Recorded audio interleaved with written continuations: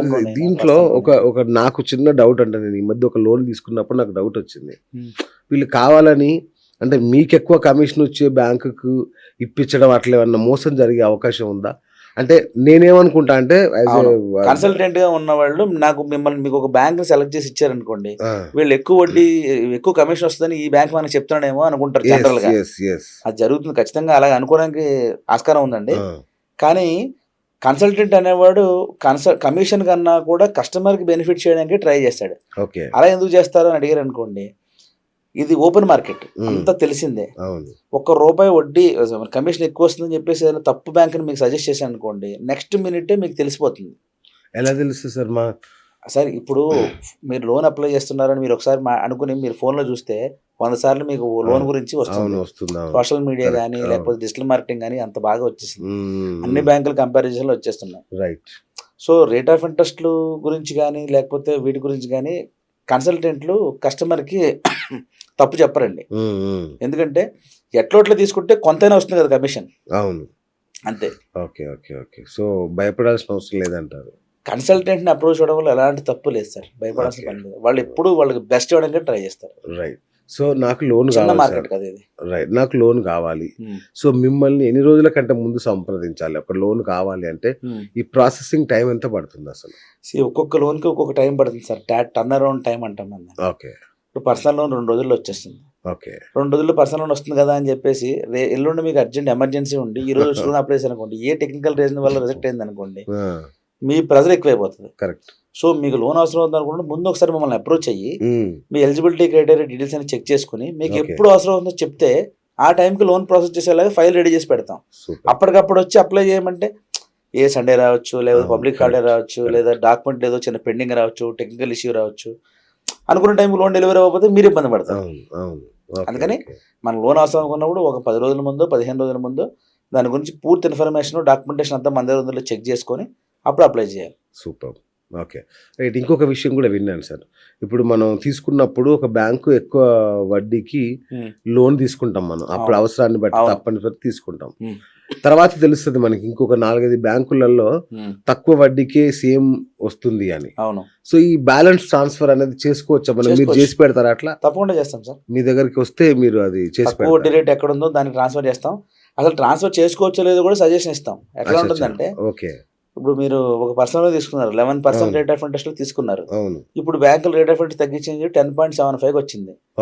ఇప్పుడు 0.25% rate of interest తక్కువ అవుతుంది కదా అని బ్యాలెన్స్ ట్రాన్స్ఫర్ చేయడానికి వచ్చాడు అనుకోండి, ఒక 2 years వడ్డీ కట్టిన దగ్గరికి వచ్చారు అనుకోండి, నేను చేసుకోవద్దు అని చెప్తాను. ఎందుకంటే 2 సంవత్సరాలు నేను ఆల్రెడీ వడ్డీ కట్టాడు, మళ్ళీ ఇప్పుడు తీసుకుని మళ్ళీ 2 సంవత్సరాలు ఎక్స్ట్రా వడ్డీ కడతాడు. ఈ 0.25 డిఫరెన్స్కి చాలా నష్టపోతారు వాళ్ళు. ఎక్స్ట్రా కట్టడం ఏంటి? మీరు కట్టిన వడ్డీ 11% రేట్ ఆఫ్ ఇంట్రెస్ట్లో 2 సంవత్సరాలు కట్టారు, తర్వాత లోన్ బ్యాలెన్స్ ట్రాన్స్ఫర్ చేసుకుని ఒక పావులో తగ్గుతుంది అంతే, 10.75 వచ్చారు. ఈ 11% వడ్డీ చెప్పిన 2 సంవత్సరాలు మొత్తం లోన్ అంతగా వడ్డీ కట్టారు. డెమినేషన్ మెథడ్లో ఉంటుంది కదా. మళ్ళీ లోన్ అప్లై చేసినప్పుడు ఏమవుతుందంటే మళ్ళీ మొదటి నుంచి లోన్ స్టార్ట్ అవుతుంది కదా. అవునా?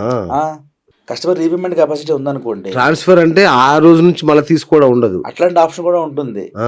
ఆప్షన్ తీసుకున్నప్పుడు అక్కడ ఎగ్జిస్టింగ్ బ్యాంక్ నుంచి ప్రీ క్లోజింగ్ ఛార్జెస్ ఉంటాయి. ఆ ప్రీ క్లోజింగ్ ఛార్జెస్ తో కంపేర్ చేసి ఇక్కడ వడ్డీలో వచ్చే బెనిఫిట్ ఎంత, దాని బెటర్ అవుతుందో లేదో చెక్ చేసుకుని అప్పుడు చేయాలి. లింకులు బాగా ఓన్లీ రేట్ ఆఫ్ ఇంట్రెస్ట్ చూస్తే యూజ్ అవ్వదు. అదే అంటున్నా. Okay okay okay, right. So ఇప్పుడు మహిళా పారిశ్రామికవేత్తలు కూడా ఎక్కువయ్యారు, ఎంటర్ప్రెన్యూర్స్, ఉమెన్ ఎంటర్ప్రెన్యూర్స్.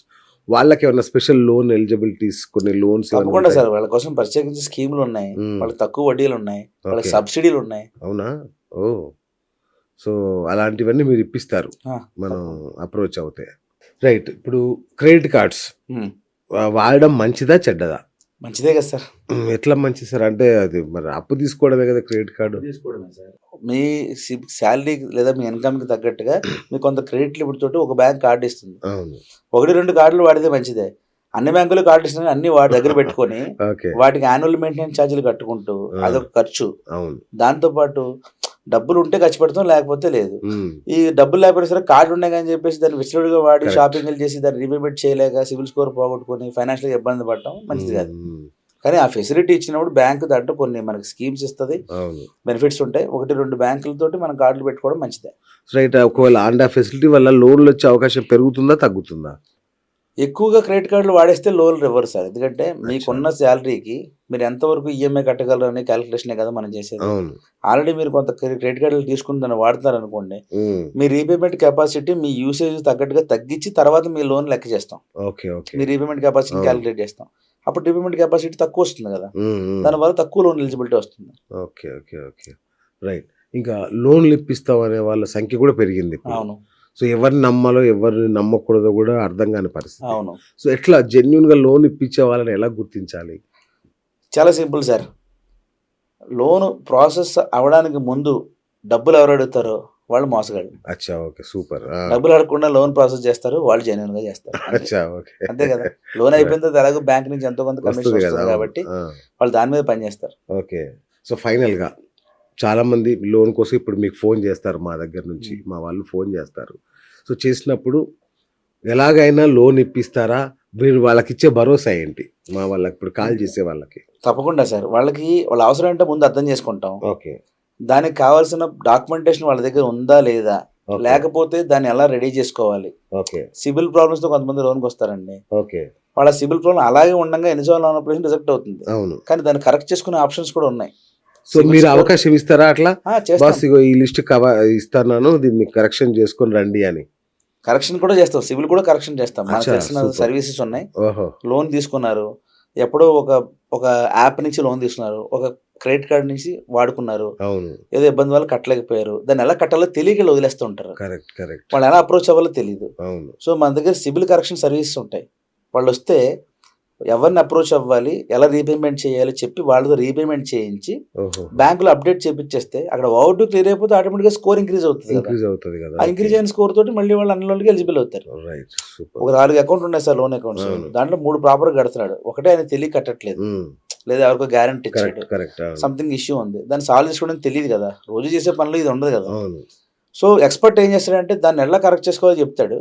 ఈయన నియత్ బానే ఉంది. హ్మ్. ఈయన అన్ని లోన్‌లు బానే కడుతున్నాడు. ఆ! కట్టే ఉద్దేశంతోనే ఉన్నాడు. ఆ! అది బ్యాంక్ అర్థమయ్యేలా చెప్తాం. సిబిల్ స్కోర్‌ని కరెక్ట్ చేస్తాం. అంతే. ఓకే. ఓకే. ఓకే. దాని నుంచి లోన్‌లు రావడం మొదలవుతాయి. ఫైనల్‌గా మా వాళ్ళకి ఏం చెప్తారు?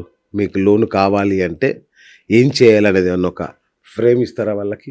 లోన్ ఎందుకు తీసుకోవాలనుకుంటున్నారో ముందు నిర్ణయించుకోవాలండి. ఓకే. తర్వాత మనల్ని అప్రోచ్ అయితే వాళ్ళకి ఎలా లోన్ వస్తుంది, ఎలా రీపేమెంట్ చేయాలో పూర్తిగా చెప్తాం. ఓకే. దానికి కావాల్సిన డాక్యుమెంటేషన్ వర్క్ అంతా మనమే చేస్తాం. ఓకే. లోన్ ఇప్పిస్తాం. వాళ్ళు జాగ్రత్తగా రీపేమెంట్ చేసుకొని మళ్ళీ లోన్ వచ్చేలా చేసుకోవాలి. అంతే. చేసుకోవాలి.